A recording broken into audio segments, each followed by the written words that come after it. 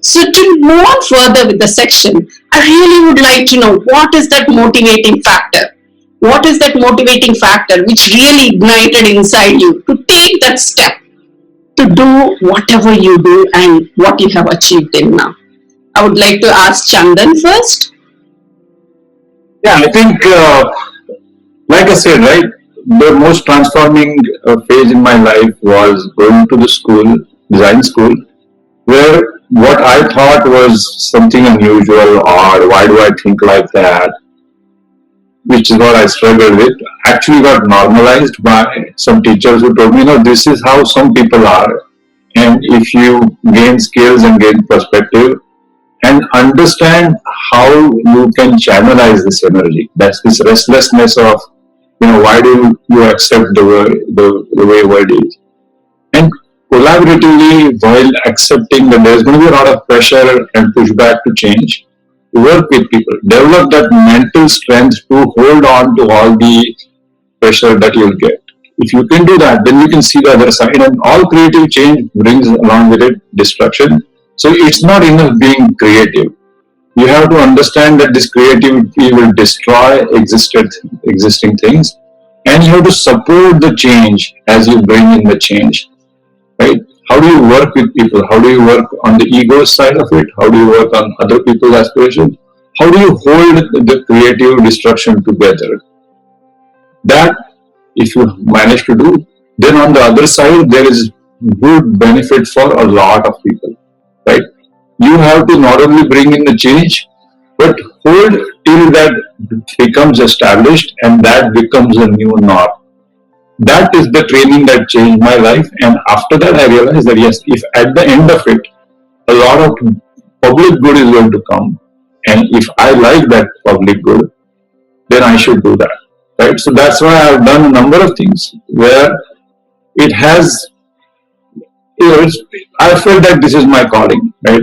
That, I should sign up for this. I should bring in that change. And it doesn't just start with the idea. You have to hold everybody together and let them be comfortable with the fact that the world around them is going to change.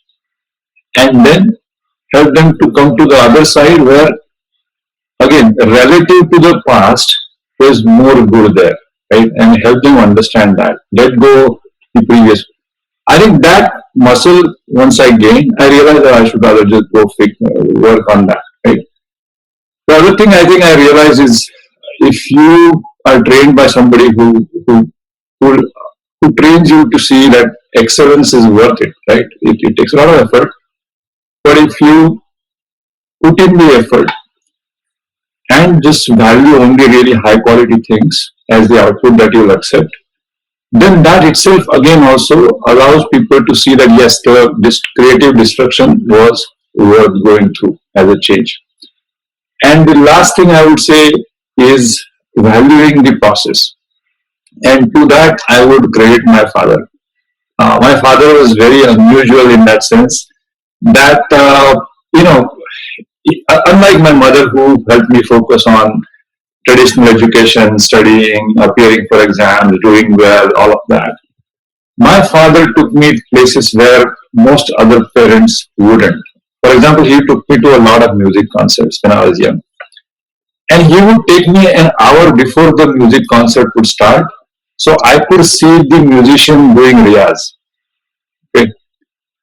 Because he said sometimes the best music is before the concert starts because the musician is not under pressure to perform. He is performing for himself. He is getting himself ready. And the music you hear there is the best. Okay. He took me to watch badminton, which is his passionate sport that he followed, couple of hours before the match.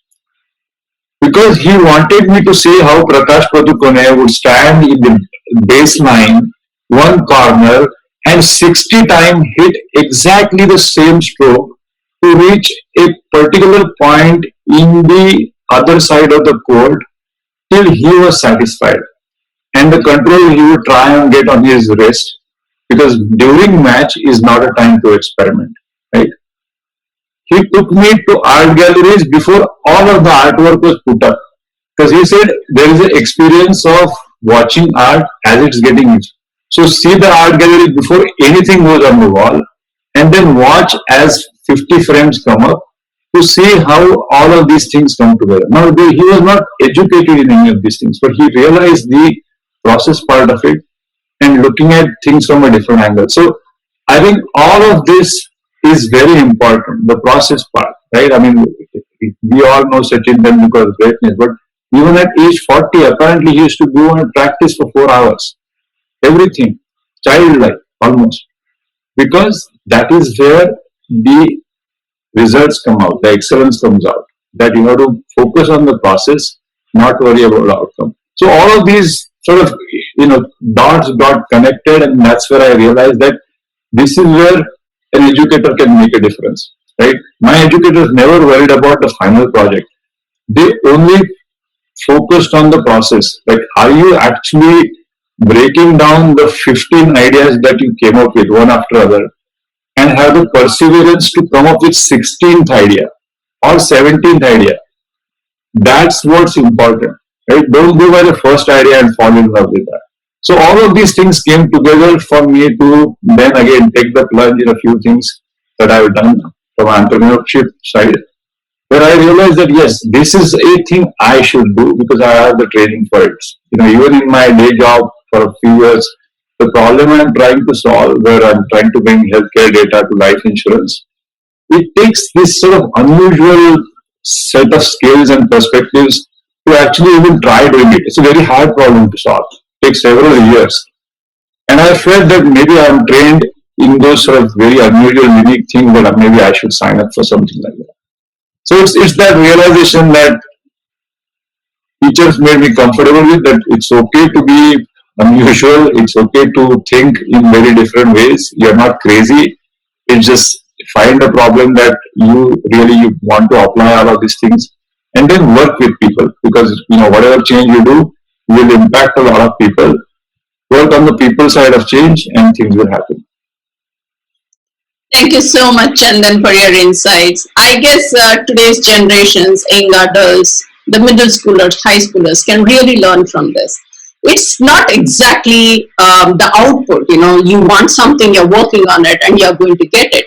We have to keep thriving towards it. Build our skills slowly, understand ourselves. Break our barriers, what we have created around us. Break those shackles and take that step and go ahead and do it. Only when you do it, only when you fail, that is when you're going to learn through the process. Now, I would like to hear. If I may make one more point quickly, Sure. I think it's the respect for craft, right? Yes. I think art and all of these things are sometimes overvalued. The craft part of it, the ability to work on same thing again and again till you perfect it and then challenge yourself. I think that is something that middle schoolers, high schoolers should really work on. Yes. But there is a tendency for instant gratification, particularly in today's education, because it's online. You're taking exams that a computer is supposed to assess, and that's why it needs it to be black and white. The ability to think in terms of grayness, ability to relate emotions to humans, because unfortunately, while computers want everything black and white and objective and logical, we are all humans. We are very emotional. Almost 99% of the money we spend is based on emotions, right? So we tend to forget these things, and somehow education is de-emphasizing all these things. And somewhere that needs to be brought back in. I guess even today's generations, young parents, like I have my toddlers, like our generation is mostly like, because they're also very busy building their careers, we are mostly like, okay, go do this, okay, I buy this toy, I do this, I do, okay, just allow me to do work and you do it. But by doing that, what we are trying to do is we are just promoting market economy. We are not giving them experience. As an educator, you rightly put across, giving them that experience, because we were brought up like that by our parents, by our grandparents, by our ancestors. Like they would give an experience. Okay, now we are going to pack. Now we are going to do this. We are going to go there. So, like before we go to the bed the previous day, okay, where are we going? How are we going? What are we going to see? Look outside the car, look outside the bus. What are you going to see? We had to write story and create our imagination and, experience that. Like here they say before the actual happiness is before going to in the process of going to Disney World, not exactly doing that, because that's the experience what we feel, the curiosity, the creativity, the imagination, the visualization of our future, what it could bring. I guess that's most driving factor for anybody to go ahead. So that's a very rightly put across point. So we have to focus more on having that experience, because maybe the exact idea what you're working on, it may not work, but that experience through that process, what skills you gain, what you learn is going to help you in something else. Like Rahul shared his story. He started off as an engineer, then he liked the aviation, he became a pilot. Then he figured out, he went to a wine school, he figured out, then he did distillery. Like from construction to various things. Because you didn't know where your future lies. You have to just keep trying. But whatever you learn from one step, never forget the learnings, because the learnings are the one which is going to help us to build our future towards our milestones, towards our journey. Now let's hear from Gopal what he has to say. What was his driving factor to do what he did? So I think you guys we touched on this, right? The biggest motivation for me, I guess, essentially started from the concept that what my grandmother told me. Right? It's like you essentially create, you when you create something, you get the maximum satisfaction, right? So I'll put it another way. The way I measure where I am today is like what 1,000 plus jobs that I created, 500 plus weddings, and hundreds of babies. That literally is the legacy, right? It's like many careers got started from my company, and many new companies are getting started from my companies. I feel very proud about that too. Um, I think the motivation is that motivation is to create, right? But there is an also art to this, right? For example, I was talking about this yesterday actually with Chandan and a couple of other folks. See, a trend, right? Knowing the trends. One of the things that I think I do is when I go into a subject area. For example, Vendomet. Before Vendomet, I had no idea about healthcare. Before Cyrano, I had no idea about video. Like zero, right? I started my career from railway electronics, moved to satellite communication, developed guidance systems for cruise missiles, then worked for UPS logistics for in the logistics world, then Cox for selling their cars, and then moved to vendor mating healthcare, and then Cyrano in video. There is no common thread there. You see that it's different domains, completely brand new. Okay, the only common thread in most of these places is essentially like knowing what is the trend going to be, right? And for that, there are certain things that I tell my kids, right?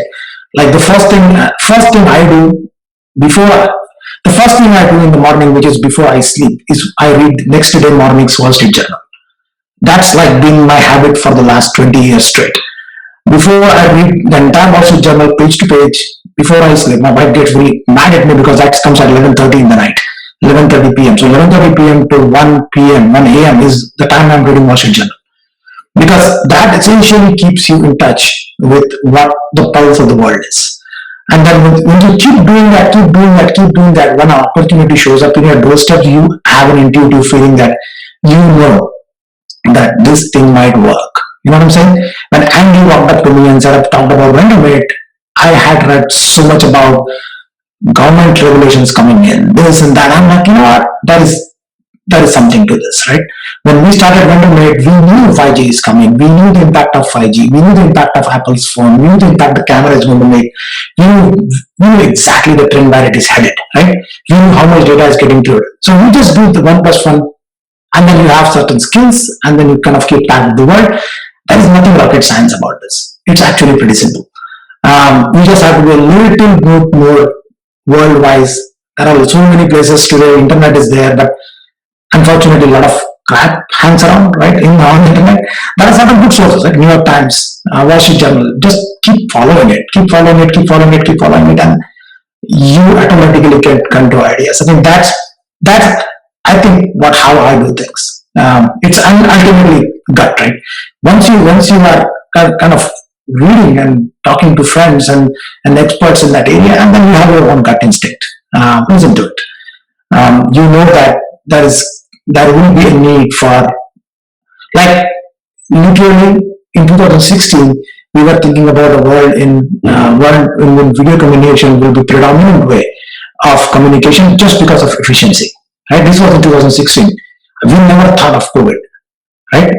COVID accelerated it by 2 years, maybe 3 years, but this is inevitable. The convenience of having this Zoom call, recording this, and I working with people from 4 different time zones in 3 different parts of the world every day, that's going to be the reality. So you follow the trend, pieces will fall in place. I think that's kind of my general opinion on that. Thank you, Gopal. It was wonderful. I guess in one of your most recent talks, I heard you talked about 3G. Do you want to just say? It is, yes. I thought a couple of so I was telling these guys right yesterday that a lot of very successful folks in town, people who have done extremely good in their life and in their ventures and in social life, etc. And I think three kind of prominent things that come out of their characters. I kind of started jotting down like their personality traits, right? And I call them the 3Gs for success. And it comes down to gut. I call it gut, gratitude, and growth mindset. The gut essentially is listen to your gut. Most of the time, your gut instinct is correct. I have never seen my gut go wrong.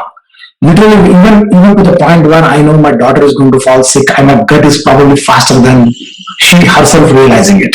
Okay, it is unbelievable how correct your gut is.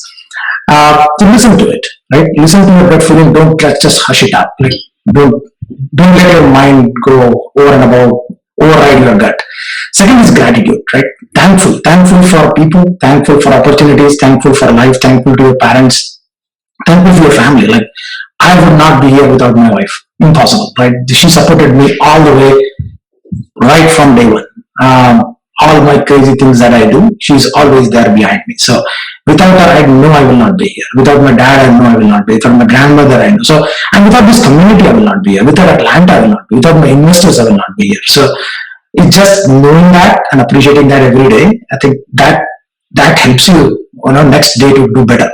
Because you know that there are a lot of people who have put faith on you. So that aspect of gratitude. And the third is a growth mindset, which essentially, like, you never see there is always a bright side to the darkest things. I was telling you about COVID yesterday. Like, my entire family is affected right now last 2 weeks with COVID. I was like needles for the last 2 weeks. But I also see the bright side of it. The bright side of COVID is going to move the world faster and faster to the digital world. It will be more equitable, right? Governments in the world start realizing the problems, right? The inequalities that exist around the world, and they will start acting on it. They have to act on it, otherwise the systems are going to break down. Countries like India have to start investing seriously on healthcare and on the people and the discipline aspect of it. Lots of good things are going to come out of it, right? So if you train yourself to always think positive of the worst times of the world, you always will come up with something that you can build on. For example, after 9/11 was vendor made, and with COVID, it is insane. It's like this, our platform, now we are tuning it to perfection, right? Literally now we can make a full-blown movie,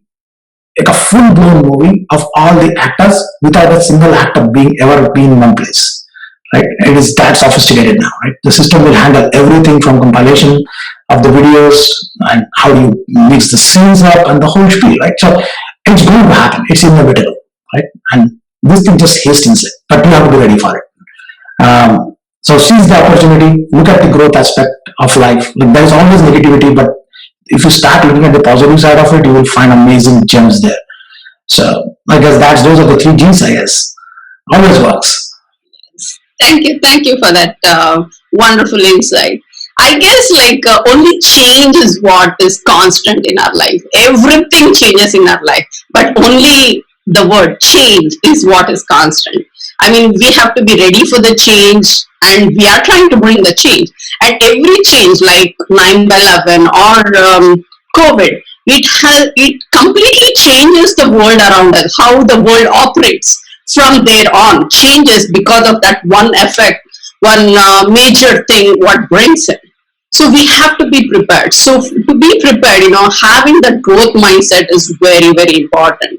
Like they're gone are the days where we just study, we get into traditional path, and you get into a job. But what happens? You had your American dream, you came here. But what's the guarantee you're going to have job tomorrow? I don't know. Something like Corona hits, somebody comes and captures your company, they do an acquisition, you lose the job, or they don't need you any longer. Any situation can come. So when suddenly that comes, we don't know how to react. You get into panic, you affect your family, you affect everybody around you. Instead, why not take an initiative, have build the growth mindset, and parallelly, do that extra gig, start doing something, start working on something, by the insights what you get from this. I will just add one more thing to it, like which Chandan kind of alluded to, which is whatever you do it well. Like for example, I give you when I was working in Melbourne, I used to work for GE Harris Corporation. We used to control all the trains in the United States, how it runs, where they run, what speed they go, when they stop, when they shun, when they everything, right? It's controlled by our system. My chief architect, I was a very young programmer at that time, and GE was a Six Sigma company, and Six Sigma had a very strict process of quality. So and we were young, right? We were naive, and we were like, do fast, get out, and a party kind of mood, right? One day he pulls me out and says, Gopal, where do you live? So I showed him like, in Melbourne there is this apartment complex behind the railway track. And he's like, okay. So you see what goes, have you ever noticed those trains? I'm like, yeah, those trains, our apartment had a railway track going behind it, and it was completely electrified. Electrified railway, like full fence around it. And he was like, so do you know what those trains carry? So I'm like, no. So like those trains carry liquid nitrogen and liquid oxygen for the shuttle, because we used to be in Cape Canaveral. And once in a while, every 1 month, there used to be this big long train, all those big cylinders on it, and it's going inside Cape Canaveral. And he's like, okay, the software that you're making controls those trains. Okay, you do a mistake, that train explodes. The entire city of Melbourne will be 5 kilometers in the air. It has that much power in it. Those tanks are filled with liquid nitrogen and liquid. They just vaporize the town. I'm like, you know. So it's that, like, lives depend on it. In Melbourne, we managed 2,200 hospitals, gates, and diving stations. Our systems go down, vendors will not be able to enter the hospital to get a badge and perform surgery. Ajay, how they know that? Because Ajay used to use badging systems, right? So, but it is critical because it might be my dad who is waiting on the table getting surgery, and the vendor is stuck because my system is not running, right? I think that sense of what you say, criticalness, makes you a better person. You appreciate that. It's like, oh yeah, I just cannot do something and just throw it out the window. It has to be good and work. So that's another thing that that people kids definitely early should do. Whatever you do, right? Sure. Thank you, Gopal. Now I would like to ask. Now I would like to ask Ajayji. Like we know what was your main driving factor through the history and the journey what you shared. But in the current situation, I know that you have been doing so many patterns, 51 and still counting. What was the driving factor? Like, because you saw the struggle in your earlier days of your life, so you want to provide for your future generation? Or is it that you're trying to create an example for the future generation? Yes, no matter what background you come from, you can still make a living and be royal. Use your education, use your research, and do something about it. Reverse exactly what the definition you were in your earlier ages of life, changing the definition towards what you are progressing. Is that what drives you? So, Ranjitaji, I think if I keep talking about the pattern, it could take an hour, but let me tell you what drives me, right? So, again, going back to where I started, right? I always felt that there has to be a better way to survive. There has to be a better way to live. There has to be a better way to take care of the people's needs, right? So when I came to INSEAL doing my PhD, obviously it was very rigorous because I was working under Dr. Shalkar and top of the top scientists there, right? So solving the problem that is not being solved in the past through science, the theory and experimentation, it is very hard. You have a hypothesis, you do some experimentation, you take some prior theories, you look at prior literature and try to solve the problem and try to generate the data to confirm your hypothesis and keep on making the progress. But I think what I realize is that I really enjoy trying to solve the complex problem creatively, right? So it requires imagination. It requires thinking about it. It requires looking back as to what has been done. It also requires to use your theory that you learned it. So it wasn't till I came to US that I did know about the patenting, to be honest with you. And when I came and started doing my postdoc, we were working on a project that was supported by Department of Energy. They were looking at ways to improve the value of the natural gas that comes from the well. So you take the methane and the carbon dioxide, you bring it up and you take out the carbon dioxide and make it so enriched that it has a high heating value, to put it simplistic way. There are some conventional methods, there are still, but the membrane was very up and rising at that time. I had done my PhD, I was working with the pioneer, and we wanted to solve that problem to say, okay, how can we make that the process to be more efficient and portable, something that people can make those membranes and use it for anywhere in the world they want to do it. So when we crack that code and we figure it out, we can come up with a new unique polymer membranes that have very high separation factors and that can be important and useful for the businesses. Obviously, we had gotten from the funding from the DOE, and that technology got some traction from the industry partners. And before we give it to them, let's go ahead and patent it. Right? That was my very first patent. That was back in 93 and I got it in 97. It takes, every patent by the way, it takes about 4 to 5 years, right? So then I went to industry, same thing. Again, we were exposed and, intellectual property is one of the most important asset for any company, whether it's in the US, Japan, India, anywhere in the world, right? So again, in the industry, so started working on some programs, some tough, challenging problems. So slowly, I got another patent in the second company, and the third one, and the last one. And in the last 5 to 10, 15 years or 25 years now, right? So every time there is a challenging aspect that comes to mind. Okay, here is what the people are using it. Here is what they're struggling with. Whether it's a technology, whether it's a device, whether it's a process. I always look and when I say it's always a team effort, right?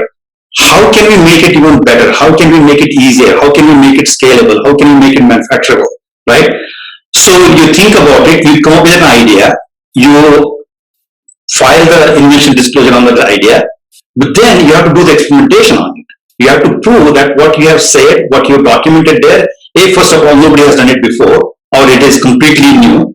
Second thing, you have a data to support what you are proposing. And then third thing, obviously, we have to convince the USPTO office saying that this is unique. So it takes quite a bit of time, but I think what I'm trying to say is that I have some design patents, I have the formulation patents, I have the process patents. But now, what I'm really excited about, I think what gets me excited is solving the problem that is meaningful, that can make a difference in people's lives. That is my motivation is. So currently we are working on the company that I founded in 2017 is, if I can take just 30 or 90 seconds. What I realize in the big company, they are ignoring to solve the problem for the pediatric market. There are 2 million children that are born every year with some defect in their heart. They may have a hole, their heart wall may not be functioning. Almost 5% of them, they die within the first year. This is a known factor. The big companies are ignoring that. And that is where I got passionate and I started talking to them and we said, there has to be a way to solve this problem. So we are currently working on the company, Innovient, is basically bringing the meaningful device that can be used for the children that are born with a congenital heart disease. Today, because of improper treatment or not effective devices, they are not surviving. So they go through multiple surgeries, 2, 3, 4, 5, and eventually they go to the heart transplant. So that is where we feel that there has to be a way to solve the problem. By the way, The growth, Gopal was talking about it. The business or the market may not be huge. For me, it doesn't matter. If there are children who are struggling today, if I have a way to solve the problem, even if it's going to take a longer time, even if there's no financial as big as for the big companies that look for it, I am committed to solve the problem, right? So that is what we are motivated, and we are on a mission. We are very passionate. Thankfully, I have the great partners, great mentors. I have a lot of clinical advisors, and we are making good progress. So that's on the professional side. Motivation in the community side, right? It's all about, again, where can I add the value? How can I solve the problem? And how can I solve the problem creatively? And that is where my passion comes in, doing some community service, little what I can do. I did not get any chance to do a whole lot of work back when I was in India. But after coming here in Milwaukee, I was part of the MMA there in Milwaukee and started working here in MMA in 2001. And for the last 20 years, I've been part of that. But I think, other motivation for me is that the organization that I'm associated for the last 20 years, Hindu Swayam Sevak Sangh, their motto is that we achieve through our efforts. And I truly get inspired by that motto. Everything that I want to do is through my own motivation, through my own effort. And been blessed to be surrounded with many selfless volunteers in Seva, in HSS, MMA obviously, and I'm also in part of some other organizations here in locally, whether it's the Hindus of Georgia TAP committee, whether it's the International Day of Yoga. So I think this is my way to reflect back where I come from, what the community has given me to my progress, and do little of my fair share in solving some of the problem creatively. So I think that's where my motivation is. And I'm so thankful for many people who continue to believe in me and support me behind the scene, including my family. Thank you, Ajayji. I think that is all what it is. Knowing our roots, like that is what this web series is all about. Honoring our roots, know where you come from and where you belong and what you can do to help others also belong to the community. Now let's hear. If I may just add, I think before I embark on any journey, I always look at what is it that I can add value. It is not what others can do. What can I do there first, and what can I also along the way learn? And I'm a lifelong learner. I mean, I believe in that. Every day I learn, and use whatever I learned it to help someone if I can. Sorry. Sure. Thank you. That's a wonderful, I guess, takeaway from this program. Like you have to believe in yourself and know what your strengths are, and build on your weaknesses through the mentors, through the help from the community, through the people who are towards your goal or who have already achieved your goals. Now let's hear from our venturer who loves to explore various things to understand himself, discover himself, and also inspire others to drive. Now let's hear from him what's his driving factor. Well, thank you, Ranjita ji. It's been inspiring already from Ajay, Gopal, and Chandan, and all the motivational discussions here. I think mine is no different. It's similarly on the same baselines. But I'll start with the current scenario of pandemic. So, what motivated me in the pandemic? Before the pandemic, we were working on 4 overseas projects. We have an office in Ireland, we have an office in Singapore, we have an office in Nepal, and we have an office in South Korea. All the projects got stalled in the pandemic, and we have a staff of over 100 who work for us. So what do we do now? And then with like I had mentioned earlier, with the support from some of our UN team and some the embassy people, they said, okay, well, can we support something with the PPE products? So at that point of time, the motivating factor was to how to keep the staff employed, because I mean, at that point of time, if we let them go, there's no other job that is available. So that was what the motivating factor was, and that luckily worked out. But it's a wide spectrum and what motivates me. I mean, like from the childhood, I'd see my grandfather working hard. Actually, not many know about it, but in Mumbai, there's a Kurla station, and the first signaling and telecom, the automated signaling, was designed by my grandfather. Now, during that time, there was hardly defined engineering colleges. Pune Engineering was probably the oldest one. But at that time, they would give you a degree as a BSc, and then you do specialization in certain technology. This is during the British era, So that was a motivator. When I saw my father working 12, 14 hours as an electrical engineer, that was a lot of motivation. And again, we come from a very middle class, happy, loving family. We were not never rich. So coming to US at undergrad was definitely a lot of challenge and had to go through a lot of hurdles. So when I came here, like my father had supported me for 1 year tuition, and after that I was on my own. So I would do summer jobs. I mean, one of the jobs that I did was at an Indian restaurant in New York, and the owner's wife was the motivating factor that time. I would see her so passionate about, okay यार ये खाना ये waste क्यों हो गया, ये खाया क्यों नहीं कस्टमर ने, and she would actually eat that, take a spoon out of that food which was in the trash to see what went wrong. Now I had never seen anybody in my life doing that, you know. So that was like a big motivation. When we moved to Atlanta and when we joined, I mean, I've been in the part of Maharashtra Mund of Atlanta since '94 because I was a student in Alabama and we would come for every event. And at that time, Maharashtra Mund was hardly 40, 45 families, you know, and it used to be one small, like a hall where everybody would sit in a circle and all these kakus and mamshis used to cook for everybody. There was no catering as such, you know. एक 10 लोकांनी सगळ्यांसाठी खिचडी बनवली. That is how we have seen the Maharashtra and we've seen it grow. And when we saw our own people, you know, that was another major motivating factor. You know, आपल्याकडे talent एवढा आहे and everybody has a very unique story when they have come to US. Because coming to US in that generation as well as any generation, it is breaking the norms, right? आपण आपली family काय आपण असे एवढे महाराष्ट्रीयन लोक एवढे adventurous नाही आहेत की सगळीकडे जण फिरतात, you know. So somebody has broken that, shackles and come out of that. So everybody has a very unique story, and listening to that story, listening to the people how they have come into profession, you know, it's very inspiring, you know, and that really motivates me as a lot. Every day I wake up. I mean, आता नवीन काय शिकवलं Ajay said, you know, it's like a learning experience, you know. And on the motivating part again, I like to see that if I can make a change in something somewhere, that really satisfies me. That really makes me grow. And if you look at every business that I've done, whether it is building beverage stores, now that is not very highly looked upon. असं कुणाला छान वाटत नाही की दारूचं दुकान आहे.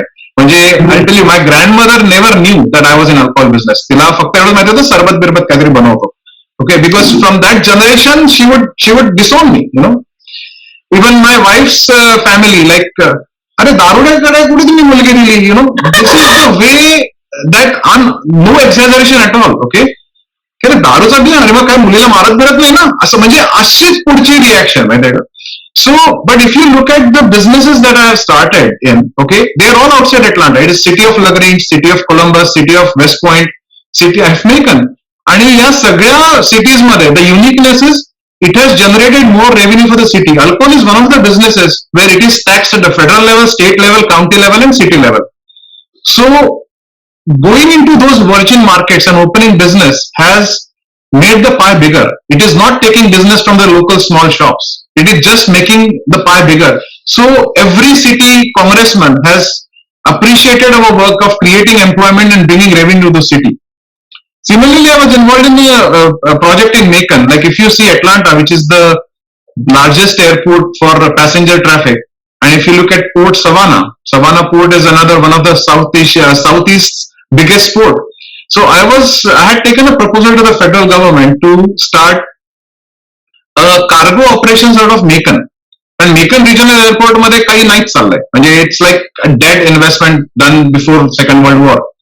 And I was giving a proposal, and at that time it was President Obama, and he had sanctioned some funds to go ahead and expand the airport runway so that you could accommodate a bigger aircraft and make it a big hub. And then we also approached some of the South Asian countries to start operating out of Macon rather than Atlanta. But just like any other country, there is tremendous red tapeism and bureaucracy which never really, moved forward. But coming back on this factor, it's like waking up every morning and see how you can make change in yourself and how you can make change in somebody else, even at a very small scale, you know. So when we talk about success, I mean, I kind of like to break it down into three components, you know, growth, progress, and success, you know. So suppose today we are 100 employees, say doing 100 million revenue, and next year we are at 150. everybody starts saying, oh, it's success. Wow, great success. I wouldn't say it is success. It is just a growth. You've from 100, you've gone to 150. Now you bring or add a dimension of ethics and principle into your operation. Manji, I would not do anything to add to the bottom line. There are certain things that you would and certain things you would do. Like for example, I'll tell you we are one of the suppliers for the UN peacekeeping forces, our Singapore office. Now our office do not handle anything to do with combat material. म्हणजे आपण थोडक्यात सांगायचं तर बंदुकीच्या गोळ्या किंवा बंदूक वगैरे आपण प्रोव्हाइड नाही करत. And that is nothing to do with right or wrong. It is the ethics of our company. It is a principle. We don't do that. Now we do armoured vehicles पण we don't fill the armoured vehicles. म्हणजे आता Toyota Runner जे आहे, Toyota Runner four Runner जे आहे ना, that is kind of the base of any armored vehicles. There are two big companies in the world. One is called Straight and one is called Jenkel. तर हे सगळे म्हणजे रिबेलियन्स जे आहेत आफ्रिकेमध्ये किंवा क्युबामध्ये, तर यांना कॉम्बॅट करण्यासाठी ते आर्मर्ड व्हेकल्स बनवले जातात. It's very specific. पण ते आर्मर्ड व्हेकल नुसतं घेऊन काय होणार, त्याच्यावरती तुम्हाला बंदुका ठेवायला जावं लागतं. आम्ही सगळं ते करतो पण आम्ही we don't deal into that so. सो the ethics and principles that come into the progress. And the third part of it is success. What is it? Where in we believe is where we can contribute back to the community. So with whatever smaller portion that we can, whatever smaller capacity that we have, if we can keep our staff employed, we can go into the markets and create jobs. That is where I believe success is, and that is where I believe that the motivation comes within. Waking up every day morning and trying to see if you can make a change in yourself and change somebody else. So that's what keeps me going. Thank you, Rahulji. That's wonderful knowing that growth, progress is what leads to success. Everybody defines success in their own way based on their experiences. I guess the key thing is first we have to ask, most people hesitate to ask. Ask question to yourself, ask question to your teachers, ask question to your family. Whatever you're trying to seek, first take that first step to ask what you need. Because only when you ask, that is when you get answers, right? When you don't ask, the answer is always no. It's like the baby which cries more gets more milk because it is asking, right? So we all have to adopt that, ask. Then when you ask it, then definitely you'll find opportunities and you'll find people, okay, I cannot help you, but yes, I can refer you to somebody else who can help you, right? That's one key thing, I guess, the school students, the high school students, and even the young adults, they know people, lot of networking people. They see people around having successful designations, even in their own workplace. Maybe somebody is not in their team, maybe in some other team, they met them in some conference. Somebody inspires you. Why don't you take that first step? Go introduce yourself. Ask if they can mentor you because you have something. So mentoring is such a vital part. Now, just